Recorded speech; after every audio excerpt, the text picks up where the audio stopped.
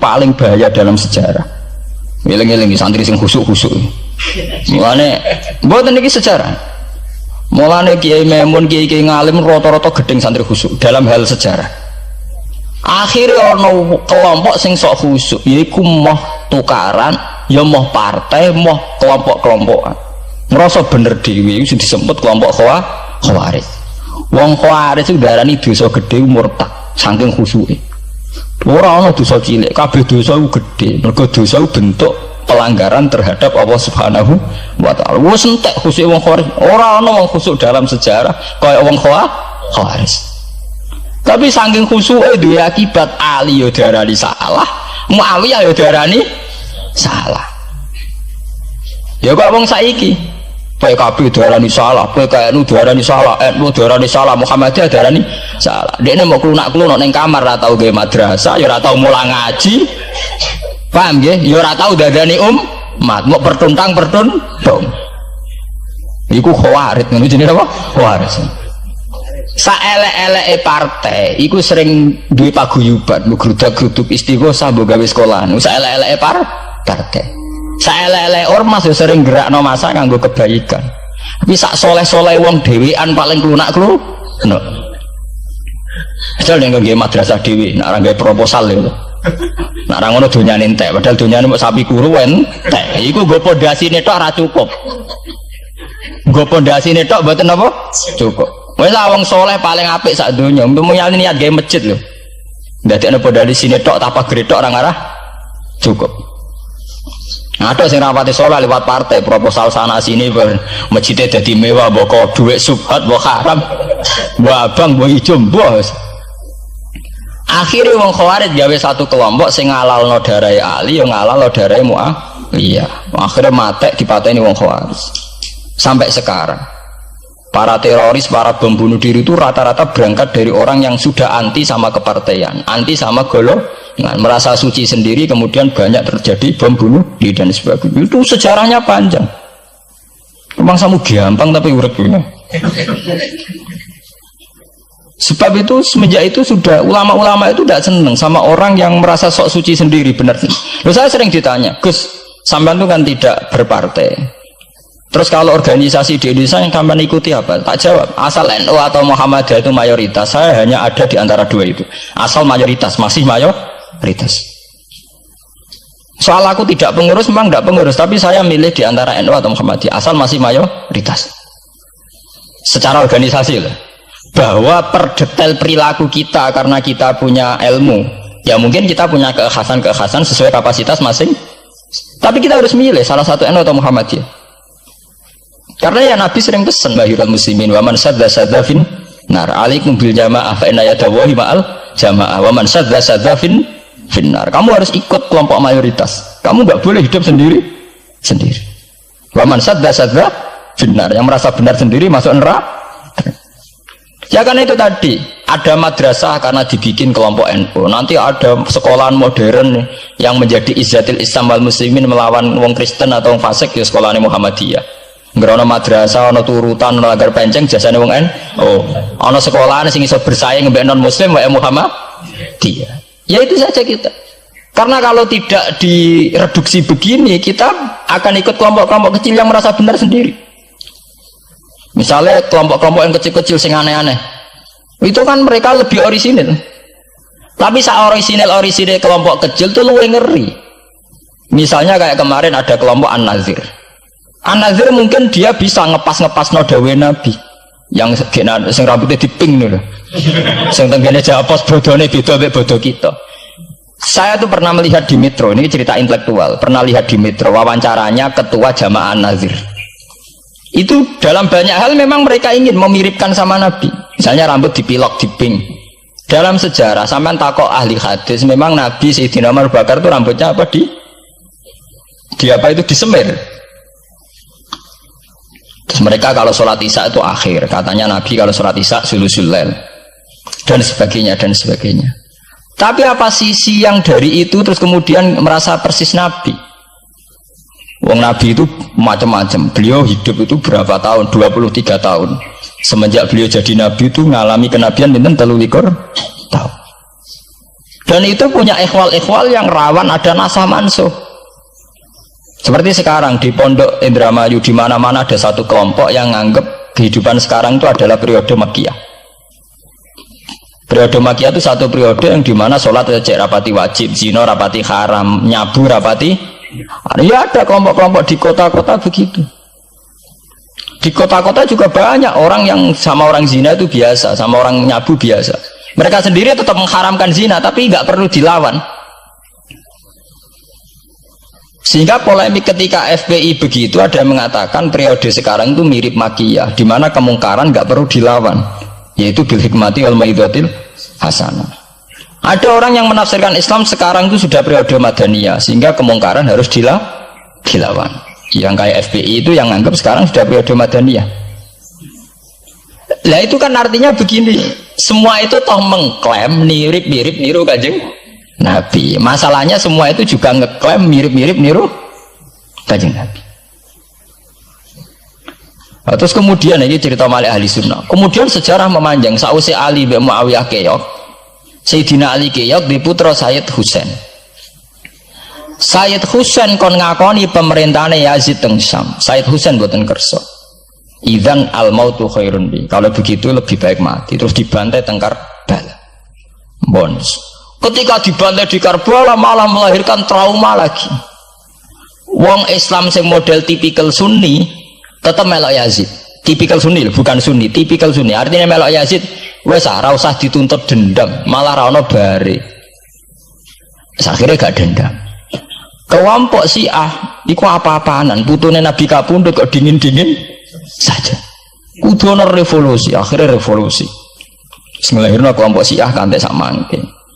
Karena kelompok Syiah itu berangkat dari tragedi Husain, semua penanggalan Syiah mengacu 10 Muharram di tanggal kabudute Sayyid Husain, dan revolusi Syiah selalu mengacu kebangkitan Sayyid Husain.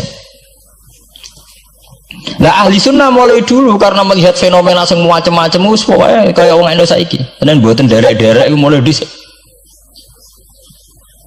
Bon, begitu terus sejarah sampai lahirnya sejarah intelektual.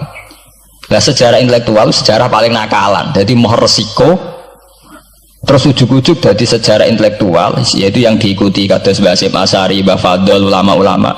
Terus wonten panduan ahli sunnah secara gampang. Artinya secara gampang begini, ahli sunnah itu siapa? Orang yang dalam bermadzhab fikih mengikuti ahadul madzahib al-arba'ah. Orang yang dalam ilmu kalam mengikuti Abu Musa al-Asy'ari atau Abul Hasan al-Maturidi. Orang yang dalam tasawuf mengikuti Imam Junaid, Abul Qasim al-Junaidi atau Syekh Abdul Qadir al-Jilani. Ya begitu. Tapi kan mereka-mereka yang jadi panutan kita kan orang yang baru datang kemarin. Masa sahabat sabarani ahli sunnah? Tabiin, masa tabiin pengikut Abu Musa al-Asy'ari? Dhisik endi tabiin Abu Musa al-Asy'ari? Masa Sayyidina Umar pengikut Imam Syafi'i? Wong dhisik Sayyidina Umar. Nah itu jenenge pembakuan sejarah secara intelektual. Artinya karena mendefinisikan ahli sunnah itu kangelan. Sebabnya ahli sunnah itu wong sing ciri utamanya itu Syafi'i atau Maliki atau Hanafi. Dalam akidah adat Asy'ari atau Matu, ya begitu saja. Ya sesuai secara kultural kalau di Indonesia ditarif ahli sunnah sapa ya NU ya Muhammadiyah. Karena Wahabi itu klaim ahli sunnah, sama jangan salah paham. Wahabi sendiri itu menurut konvensi internasional itu masih ahli sunnah. Nggih. Dalam seminar-seminar OKI sedunia Wahabi itu masih kategori ahli sunnah. Muhammadiyah termasuk masih kategori ahli sunnah. Tapi kemudian ahli sunnah direduksi lagi. Ahli sunnah iso boy, sarungan ketunan kuno ya napa? Ahli sunnah. Repot kan? Akhirnya secara global digawe takrif ahli sunnah itu sapa? Sing ora jelas sikape. Lah anak Syiah sing wani Amerika, takrif itu berkembang terus. Kok kebetulan Syiah diwakili oleh Iran, mulai dhisik ciri utamane Iran wani Amerika. Enggak dong, Iran nanti dipresideni Shah Iran. Shah Iran itu Pahlavi bonekane Amerika. Terus digoleng mbek monarkine Khomeini mbek Ali Syariati. Semenjak itu Iran identik mbek wani Amerika dimulai zaman era revolusi sinten Khomeini. Badhe niku Rafsanjani dia masih wani Amerika. Terus sama ke Ahmad bin Najat nih. Mulai rian Iran mau diciri khas sebuah negara yang wani napa? Amerika. Wani tenan Boris pokoknya jadi sejarah. Dene wis duwe sejarah ciri khasnya wani napa? Amerika. Nah sesuai jadi takrif. Pemerintahan Sunni piye? Sing balane Amerika, lha Arab Saudi balane Amerika. Lah sing Syiah sing wani. Lah sesuai tarifnya itu ben. Misalnya Amerika runtuh sing kuat Cina. Lah itulah kehidupan intelektual. Kehidupan intelektual itu akan selalu berkembang. Dan kita sebagai ulama, sebagai orang yang ngerti Quran harus membaca itu terus, fenomena itu, fenomena pergeseran-pergeseran itu. Lah sampai anak menangi lah, jenenge kiai ra ketunan koyo muruah. Ya menangi ketika ra ketunan dimulai tradisi PBNU sing tukang kiai desa mesti anak buahe PBN. Oh, lah genge sing Jakarta ora tau ketunan, kewapok. Lah takano bahasa Agur, jenenge riyen kiai jajar wong wedok UF. Suwe-suwe wala-wali zaman ketuane kiai rak PBNU. PBNU ini jejer-jejer Megawati. Sering metuki samu itu ada salah, nyoro sing kiai desa. Dikritik atasan, ra dikritik keyakinane dekne ora pas kiai jejer wong wedok ora lara. Ya itu zaman mesti begitu.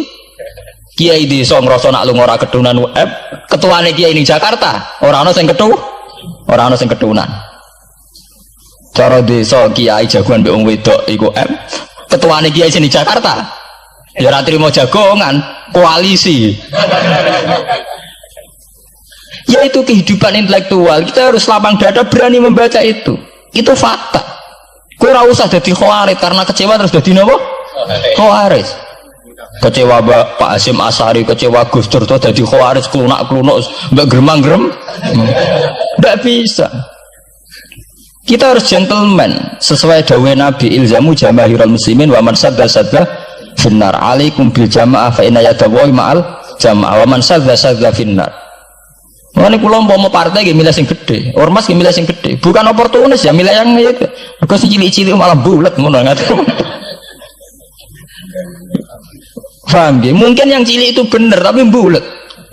Cara bahasa ini direct mainstream saja, yang umum-umum saja. Kan kula kiai kan buta lunga ra ketunan ya ra ketunan. Umume wong piye nggih wae umume wong. Kula niku khusus umume wong sing ringan-ringan saja itu sing umum-umum saja. Itu tadi ya.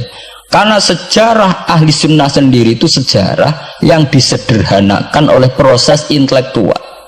Kalau baleni malik ya. Sejarah ahli sunnah piyambak itu sejarah yang disederhanakan oleh proses intelektual. Ini kemudian ada takrif ahli sunnah itu sapa wong sing cara bermadzhab mengikuti ahadul madzhab al-arba, cara bertasawuf mengikuti Abdul Qasim al-Junaidi, nggih. Cara bertauhid atau berilmu kalam nganggo Abu Musa al-Asy'ari atau Abdul Hasan al-Maturidi. Tapi mana ada takrif itu zaman Nabi? Nabi ora menangi periode ini Abu Musa al-Asy'ari, ya ora menangi Abdul Hasan al-Maturidi. Zaman mau ngoten tok, ahli sunnah sinten ya Rasulullah? Ma'ana alaihil yauma wa ashabi, ya wong sing anut aku lan anut sahabatku. Alaikum bisunnati wa sunnatil khulafair rasyidin al-mahdiyyin. Kowe ku anut aku lan anut khulafair rasyidin. Iya zaman Abu Bakar enak ketuane sitok. Tunggale zaman Basim Asy'ari enak karo anut Basim, nak ira putu. Jare sepuh ya putune, jare sitok iku ya putune, iku ya putu. Angger wong ya putune. Kula ering wonten kiai alim wali teng Jawa Timur. Niku anak putune iku ora bangga. Mergo gerwong ya seputune. Lho nggih to nggih. Misale Basim Asy'ari kiai top. Nah Basim jek dhewean kabeh wong menapa dawuh Basim. Era anak rek 6 mbok 5. Lah nek era putu karek ngitung kan. Anak 5 dan anak 5 anak putune wis sawe. Putune madhabe beda-beda. Wong kula mondok sarang nggih menangi, istilah sarang riyen Bani Ghazali, madrasah sarang namine madrasah Ghazaliyah. Era Mbah Mat Bani Ahmad, era Mbah Zubair Dugdeng, alim terkenal istilah Bani Zubair. Samangke pun benten malih. Putrane Mbah Zubair itu banyak. Ya, putrane Mbah Zubair banyak. Nah, kebetulan yang punya nama besar Kiai Maimun. Ya ada sendiri Bani Maimun, yang satu Bani siapa Bani? Ya sama Mbah Zubair. Tapi era anak kan sudah beda kan? Lah Basim Asy'ari nasibnya ya nanti kayak itu. Beliau satu dulu masih tunggal, wong mesti darane Basim Asy'ari era putu. Gus Dur ya putune, Lili Wahid ya putune. Anake Ki Wahid piyambak pinten?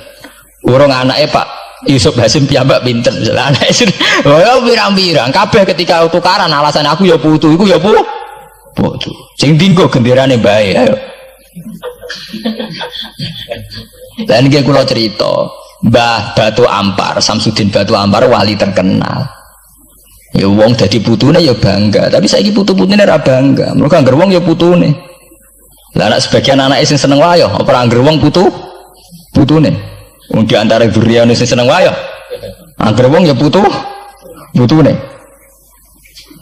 ini masalah-masalah yang itu tadi ya. Kemudian ada persederhanaan intelektual kayak masalah ahli sunnah itu sing anut Sayyidina Ali jare anut sahabat sing anut Muawiyah jare anut sahabat termasuk sing anut Ibnu Abbas sing anut Abdullah bin Umar di mana dua sahabat ini dalam posisi orang melok-melok makanya kayak saya kayak ulama-ulama rata-rata mengikuti mazhabnya Abdullah bin Umar karena saat ada konflik Ali Muawiyah beliau itu bersikeras orang melok-melok beliau tetap mengajarkan sunnatul Rasulillah tanpa berpihak kelompok.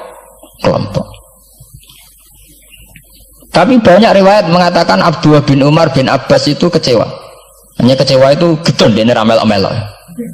Ya karena itu tadi, ketika ada dua pilihan ramel-ramel ya terus repot. Dia tuh sampean saiki pikir mau nih, saelek-eleke wong melok P3 atau PKB, iku melok nentokno kemaslahatane Jawa Timur, mbah Bojonegoro, mbah apa. Tapi saapi-api wong ramelok-melok, nentokno mudun lho ramelok-melok. Sehingga ada mazhab ahli sunnah sing majibno wong kudu melok-melok karena saapi-api wong ra melok-melok itu ndak ada yang dikaryakan nggak ada yang dipekerjakan. Oke, misalnya taruh saja misalnya sampean melok PKB atau P3 atau melok PAN saelek-elek melok itu mesti melok mikir nasib bangsa tapi saapi-api ra melok-melok ora sing mbok lakoni. Sebab itu ya banyak saja ulama yang mengatakan ketika ada partai yang macam-macam kayak kudu melok salah siji. Bukan apa-apa ya nganggo perhitungan amal kalau ulama ya pakai perhitungan apa? Amal. Sebab itu ketika ada waqatil Jamal, ketika Sayyidina Ali bentrok be Aisyah, itu ya sahabat ada yang melok Aisyah, ada yang melok Ali, ora kok terus muni ra melok. Ya tapi itu tadi kula wau matur teng awal ketika Rasulullah dawuh kowe anut aku lan anut sahabatku dawuh iku masih normatif. Artinya normatif ketika sahabat kepemimpinannya tunggal jelas anut Abu Bakar. Lah nek saiki sahabate dhewe wis tukaran. Iku tunggale ana wong dawuh kowe anut kiai, mati urip donya akhirat anut kiai. Lho urusane kiyaine dhewe wis beda be. Ngono urusane kiyaine dhewe wis beda. Lah iya misalnya kiai PKNU kan ngono alasane kowe anut kiai, anut sapa ora anut ya, empun mbah tapi kiai kula P3 mau cari kiai P3 aku mati urip anut kiai empun anut mbah cuma kiai kula PKB. Lah ini masalah lah ahli sunnah itu kayak itu posisinya itu begitu. Nah, kemudian konvensi internasional mengatakan daripada bulat ngono terus dibakukan secara intelektual dan diikuti oleh Mbah Hasyim Asy'ari, Mbah Fadl, ulama-ulama Indonesia terus gawe takrif sing sederhana. Ini terus dibakukan lewat kitab Al-Kawakibul Lama'ah sing disahkan Muktamar teng Jombang. Ahli sunnah pokoknya panduannya begitu. Fikih aja sampai metu ka madzhabul arba'ah. Tauhid aja metu ka Abu Musa Al-Asy'ari atau Abdul Hasan Al-Maturidi. Tasawuf anut Imam Abdul Qasim Al-Junaidi atau anut si Abdul Qadir Al-Jilani. Ya, atau Imam Ghazali ya kayak itu. Artinya umpama bebas ngeri. Misalnya bebas ngeten. Fikih anut Dawud Adzairi, ora selingkuh terus ki misalnya. Wong Dawud Adzairi syaratnya kawin kaya wong selingkuh. Mesine fikih anut Dawud Adzairi gak barbaran. Oleh kawin mut'ah, oleh kampung apa wali. Ora seneng hotel seksine supir tok terus kawan kawin. Lah umpama tasawuf anut Ibnul Arabi utawa anut Al-Halas. Apa ora wahdati wujud kabeh manunggaling kawula ing Gusti. Untuk nggak tahu kita tasawufnya kon anut Abdul Qasim Al-Junaidi sing kaya umume wong. Beliau sebagai ulama ya mulang ya kumpul wong. Lah muga tasawufnya anut Ibnul Arabi. Apa ora wahdatil wujud utawa anut Husain Al-Khalat apa ora dadi Siti Jenar. Paham ya? Jadi ora gunane dibatasi, nek ora dibatasi liar tenan.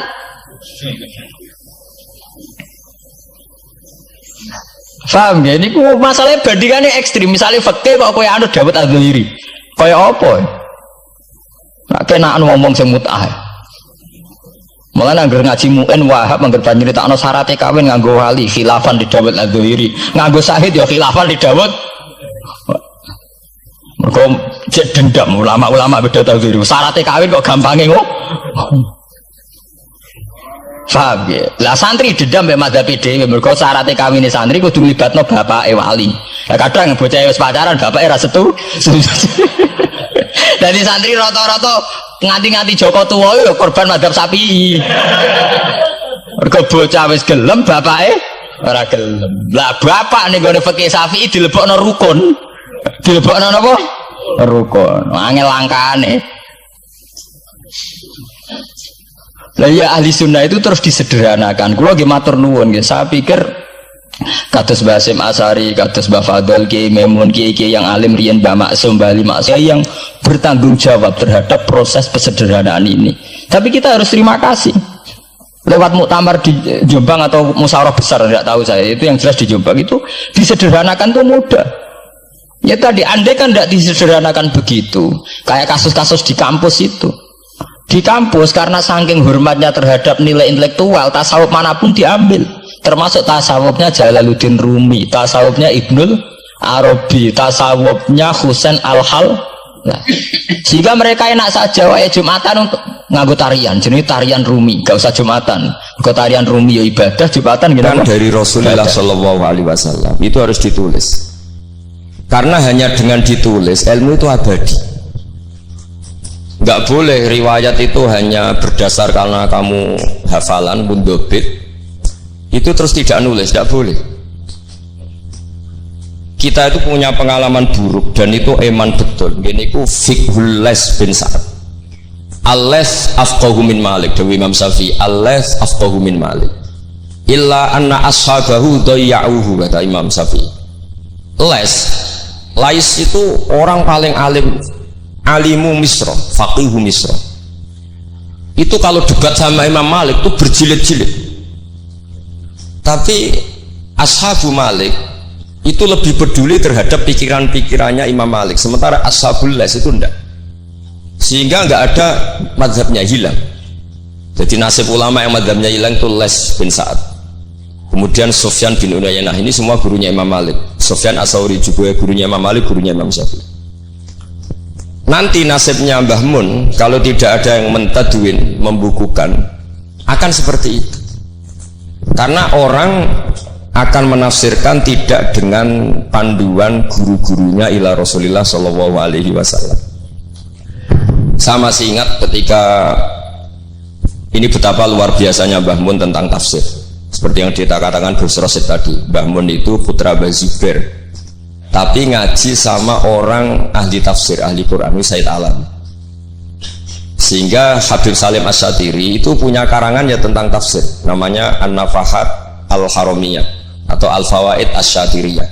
Kalau gadah kitab sekitar 2 jilid. Mbah Mun itu dulu ngajar kita Faidul Khobir fi ulumil Quran, fi ulumit tafsir. Rian ngajar seminggu 2 kali di MGS. Ini Pak Sukron ya termasuk alumni MGS, berarti pernah sekolah berapa kali diulang Mbah Mun?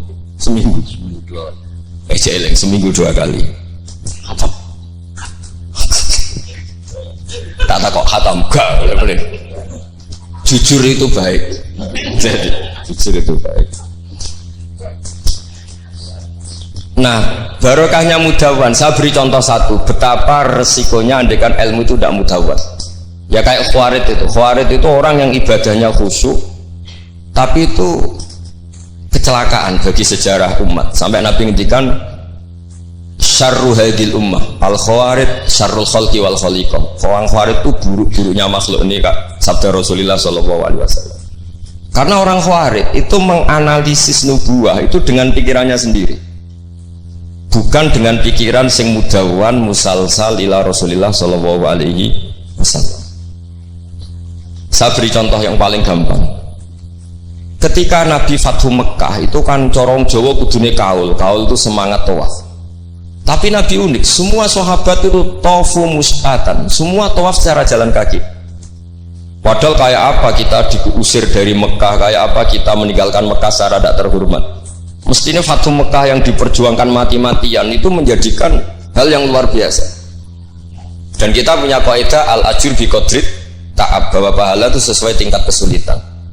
Tapi Nabi itu unik, semua sahabat itu tawaf jalan, tapi Nabi itu tawaf rakiban. Nabi dengan santainya naik unta, kemudian beliau tawaf. Itu andai kan tidak ditadwin, tidak dibukukan oleh ulama-ulama, termasuk Imam Nawawi yang ngarang Majmu', maka orang Khawarij atau yang sejenisnya, nggak usah diterjemah garis keras atau garis apa nanti sensitif, pokoknya Khawarij dan sejenisnya. Dan itu di Mekah, jadi kamu jangan ngait-ngaitkan dengan Indonesia. Itu mesti menafsirkan kok enak Nabi lengas-lengas numpak unta sing liyane mlaku. Tapi barokahnya tafsiran ulama itu dibukukan. Nabi yang saat itu tawaf rakiban, ya, Nabi yang saat itu tawaf secara berkendara, itu afdolu mungkin di alfi fadilatin sampai ila mala nihayatallah daripada yang tawaf masyian. Karena yang tawaf berjalan itu hanya melakukan satu kaidah bahwa al ajri bi qadrit, tapi itu punya resiko fikih jangka panjang. Andai kan Nabi ikut tawaf jalan, maka akan dianggap syarat sahnya tawaf harus berjalan. Dan itu kita kesulitan ketika kita setengah lumpuh, setengah sakit. Lalu kalau kita pakai kursi roda, pakai skuter, dalilnya apa? Barokahnya Nabi tawaf rakiban, maka ada solusi, ada referensi kalau kita tawaf tidak masyian, yaitu dengan cara naik kursi roda dan yang lain-lainnya. Maka ketika Imam Nawawi, maka yang dilakukan Nabi itu fardun alaihi, Nabi melakukan itu harus, karena Nabi harus menjelaskan ke umat bahwa tidak termasuk syarat sahnya tawaf adalah secara berjalan, tapi naik juga boleh. Itu andaikan tidak ditadwin oleh ulama, maka pikiran ini tidak sampai kita. Dan kita rodok-rodok Khawarij, kok enak Nabi, padahal Nabi pas itu ya sehat. Nah sama, ketika Mbah Mun ngersakno Gus Yasin jadi wakil gubernur, juga abahnya Gus Rosid ini Gus Subab kerso jadi DPR RI, Gus Kamil ya ketua DPR Rembang. Itu maka menjadi fikih bahwa ulama itu tidak harus berhadapan-hadapan dengan negara.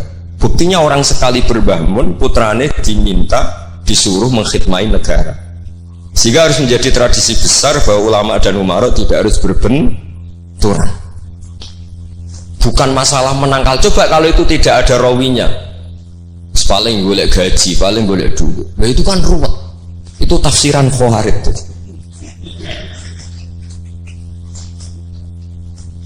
Jadi saya itu punya sanad mutasil. Saya berkali-kali ketemu abahnya Gus Rosid, beliau juga guru saya, Gus Subab, semuanya. Itu ketika beliau menolak, itu Mbah Mun maksa. Gus Kamil dulu pertama disuruh jadi DPR ya menolak, sampai pernah transit di dalam saya di Jogja itu 3 hari.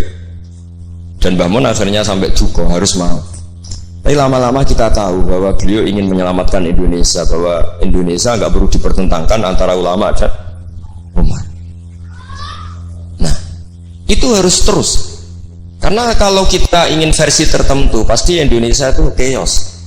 Chaos itu ya chaos. Huru hara. Kalau huru hara terjadi safkut dima, pengaliran darah, yang dosa kita.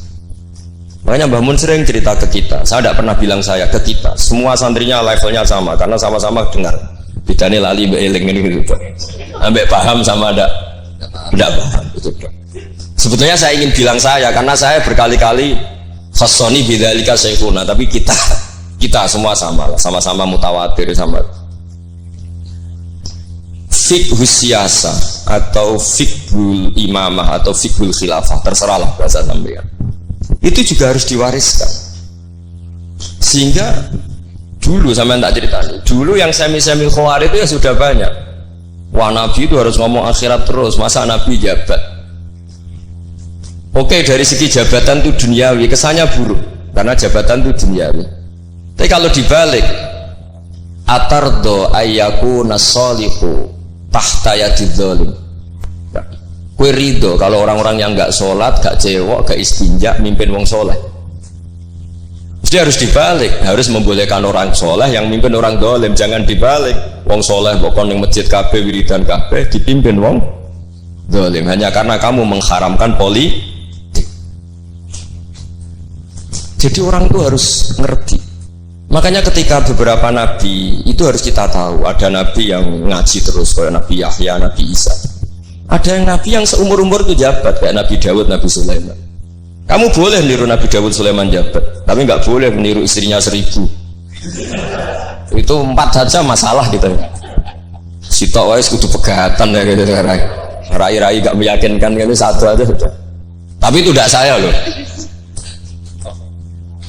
Jadi sampai Allah menurunkan ayat am yahsudunan nasa ala ma atakum wa min fadli faqad ataina ala ibrahim alkitaba wal hikmata wa atainahum mulkan azim. Jadi ada orang-orang soleh yang oleh Allah disebut bahwa mereka itu jabat. Gini ku alu Ibrahim. Ada banyaklah orang-orang soleh yang jabat. Mereka adalah orang-orang yang tak kasih kitab, tak kasih hikmah, tapi ya wa atainahum mulkan azim. Ketika Mbah Hasyim dia putra Gus Wahid jabat, dulu Mbah Wahab Hasbuwah dia anak Gus Wahid juga jabat, Mbah Mun punya putra Gus Bab, abahnya Gus Rosyid dulu ya di PRRI, Gus Yasin wakil gubernur. Ini kita sebagai muridnya Mbah Mun bukan melihat urusan jabatan, urusan bahwa kita ikut berbakti sama negara. Makanya ketika Mbah Mun kapundhut hari Selasa tanggal 5 Dzulhijjah, itu saya masih ingat betul. Ketika itu saya di dalam ada Gus Subab, ada Gus Naji, ada Gus Kamil, ada semua lah. Itu mereka itu kelihatan apa ya, masih nggak sadar kalau abahnya wafat. Kelihatan senang. Senangnya itu karena mereka menyaksikan betapa yang diinginkan Mbah Mun itu kesampaian. Beliau-beliau ini cerita, Mbah Mun itu cerita gini, Cung, aku nak mati Jumat berarti aku wali. Nak mati Selasa aku ya wong alim. Jadi berarti beliau itu milih jadi orang alim. Jadi dia relax. Terus ada beberapa apa ya, uang lah atau apalah. Kata beliau sama Gus Subab, bilang ke Gus Subab, bab ya aku nak teko balekno, nak ra teko bagi ning anak-anak. Jadi semua dipersiapkan. Begitu mudah beliau melihat kematian, melihat kapundhut, melihat seringan itu. Karena kerinduan seorang wali atau orang soleh kepada Allah itu rindu sekali. Dan ini kita harus punya riwayat, dan itu menjadi fikih besar. Nggak boleh kamu pakai fikih khawarij. Kiai kok jabat, kiai kok kedonyan. Misalnya ono kiai wong soleh ora oleh kedonyan. Saiki wong salat buruhe wong ora salat, kowe rido. Wong salat buruhe wong ora salat. Mergo sing salat kok kon melarat. Jadi nak fikih udah fikih khawarij, fikih yang bener maca majmu', nak ra iso maca jerone maca judule. Ya sadar.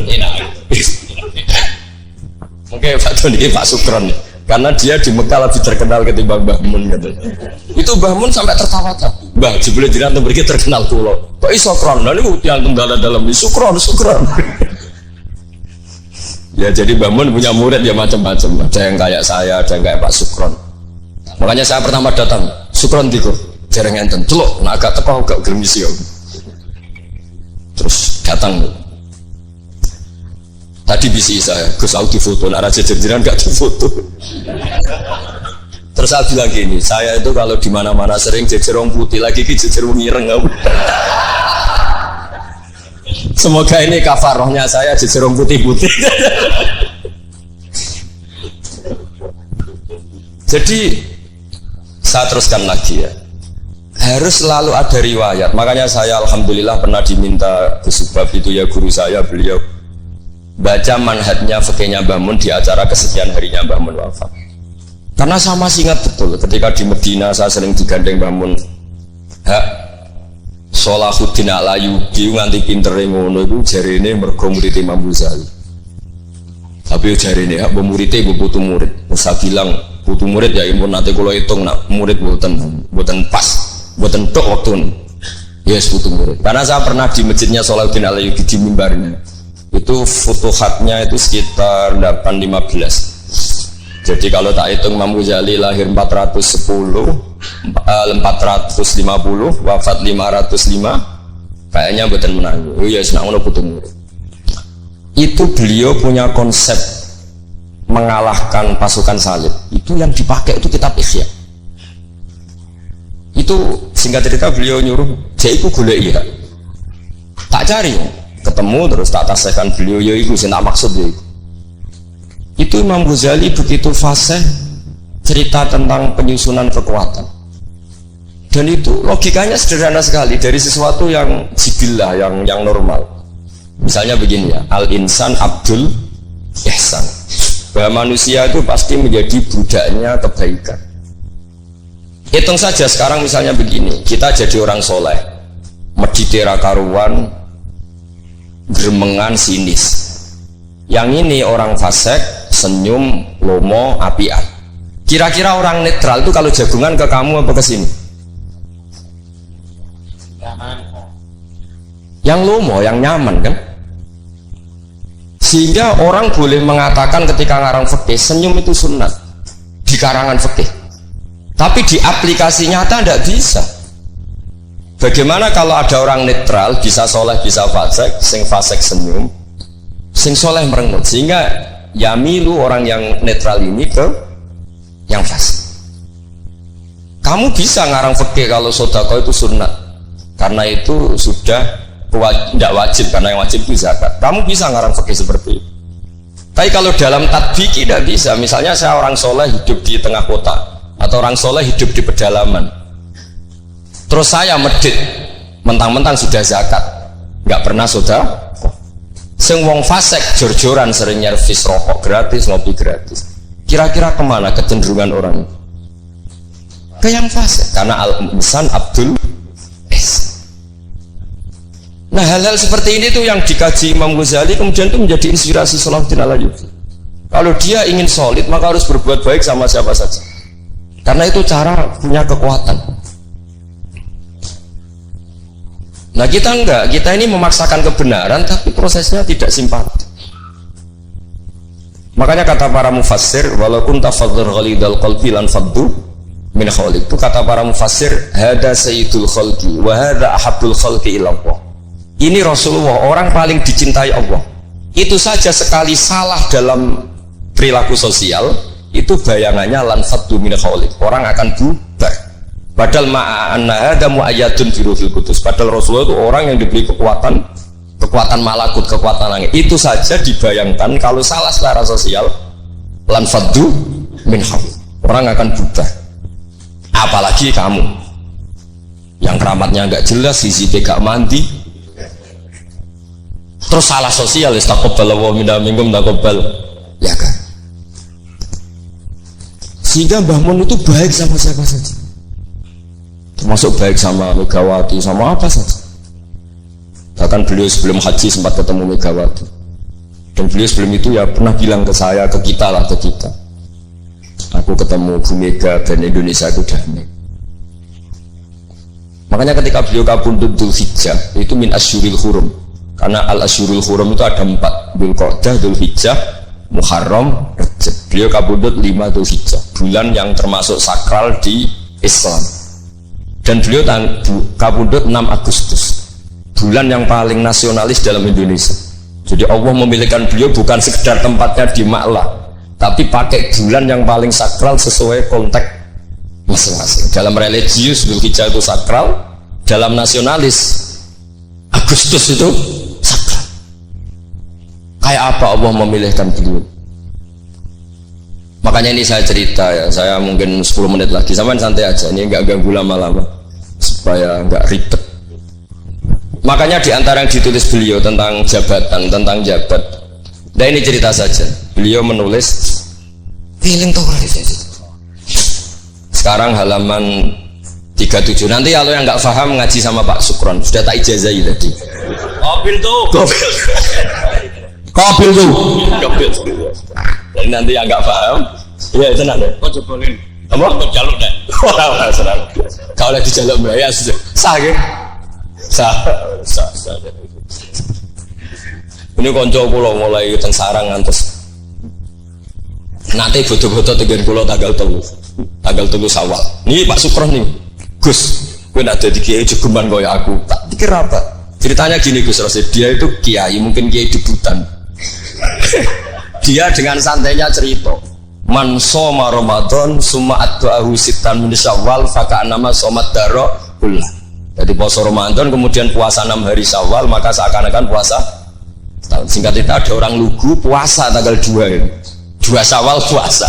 Sowan Pak Sukron pas kiai ini rokok.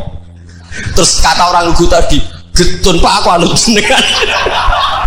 Jebule jenengan gak poso. Saya bilang, "Lah opo ke dalil ngono barang iku lha opo?" Dalil liyane ya kena ngono. Tapi itu kearifan, menurut saya dia cerita itu kearifan, maka ini warning ya.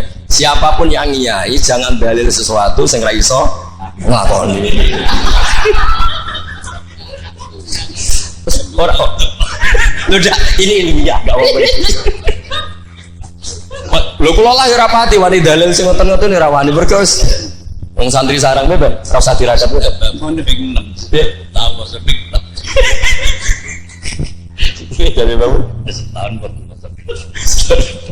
memang ini didikan sarang yang keterusan. Mbah Mun itu kan mengharamkan santri tirakat. Iya. Santri ora usah tirakat. Santri sarang ora usah tirakat. Mondok sarang tok iku istirahat. Wong piye banyune wasin. Kadang ape ning WC ya iku ning lembak-lembak. Wis banyu asin gone sesekan ra duweke wis sung-sungara tenan ngono. Jadi ra usah tirakat itu wis istirahat. Jadi saya ulang lagi ya. Al-fiqhu, fikih itu harus mudawwan. Saya yang sudah kecelok alim saja itu sering nggak tahu kalau itu tidak ditulis oleh ulama-ulama kita. Kayak tadi, kenapa Nabi tofa rokiban? Padahal Nabi juga yang mengajari al-ajru bi qadrit ta'ab. Andaikan Nabi tidak tofa rokiban, maka kita akan kesulitan nyari referensi bagaimana hukumnya tawaf pakai kursi roda. Barokahnya mudawwan dianalisis oleh Imam Nawawi dan seterusnya bahwa Nabi tofa rokiban adalah wajib bagi beliau untuk memberi pelajaran bahwa itu sah. Coba kalau nggak ada penjelasan itu, mungkin orang menduga-duga Nabi ku piye dipek menangi dewe, khawarit sebenarnya. Dan itu harus ada yang mudawwan. Sama seperti Nabi Dawud, Nabi yang jabat, Nabi Sulaiman, Nabi yang jabat, supaya jabatan itu tidak tunafis solafiyah, bahwa jabat itu tidak berlawanan dengan kesolehan. Nyatanya banyak orang soleh yang jabat. Tentu yang nggak jabat lebih banyak. Islam tak belo. Pak Sukron dia soleh tapi buatan jabat. Cuma soleh sampai kuat ngantek kapan ya roh. Nah sini yang halaman ini terakhir, masih 7 menit, 37. Hada summa idza nazarna ilal adarisan. Kula waca. Bismillahirrahmanirrahim. Wal mamlakatani al ukhrayani allatani mazalata qaimataini ilal yaum. Ani al mamlakatal hasyimiyah al urduniyah wa mamlakatal maghrib tawallahuma al hasaniyuna aidan. Artinya Mbah Mun cerita bahwa banyak orang-orang soleh bahkan min dzurriyyati Rasulullah sallallahu alaihi wasallam dan mereka jabat jadi raja, yaitu pasnya di Maroko adalah rajanya Al-Hasani, apa? Hasani. Juga di Ordon, di Jordan itu rajanya Al-Hasani. Intinya Mbah Mun mau ngendikan kamu jangan anti jabatan. Banyak orang-orang soleh yang jabat, bukan sekedar soleh tapi itratu Rasulillah, al-itra at-tahira, itratu Rasulillah sallallahu alaihi wasallam. Dan beliau menulis itu. Wal mamlakatani al-ukhrayani allatani mazalata qaimatain ilal yaum. Ini al-mamlakatal hasyimiyah al-ordoniyah wa mamlakatal maghrib tawallahuma al-hasaniyah itu. Hada summa idza nadzarna ilal adarisah. Adarisah itu Sayyid Idris. Sayyid Idris itu Al-Hasani ya. Jadi Al-Hasani yang paling populer di Maroko namanya apa? Al-Idris. Makanya disebut Adarisah. Yang dzurriyyahnya Al-Idris disebut apa? Adarisah. Kayak yang bermadzhab Hambali disebut Hanabilah. Summa idza nazarna ilal adarisa wajadna anna ba'dhum wasalu ila sultanah war riyasah. Faqad sabaqa an assasa Sayyid Idris bin Abdullah daulatan azimatan fil Maghrib wa nudiya bis Sayyid Muhammad As-Sanusi malikan ala Libya. Jadi ini ya saya mau cerita Mbah Mun itu satu khazanah besar, melahirkan murid-murid yang alim alamah ya banyak sekali tidak bisa dihitung. Melahirkan murid yang bahkan putra yang cakap politik banyak. Siapa yang nggak ngakui alimnya Gus Najib? Siapa yang nggak ngakui fleksibelnya Gus Subab di jabatan Gus Kamil? Itu nggak bisa terhitung. Makanya ini khazanah besar, tidak usah dibentur-benturkan. Ada yang nekuni alim, ada yang nekuni jabatan. Semua itu untuk li'ilain apa? Kalimatillah. Jadi ini nggak ada masalah. Wonten sing kono Bapak Sugron sesurip wae, menengah urip wae. Tapi tadi sudah tak ijazahin. Nanti pokoknya ini kalau nggak paham tanya Pak Sugron. Pun assalamualaikum warahmatullahi wabarakatuh.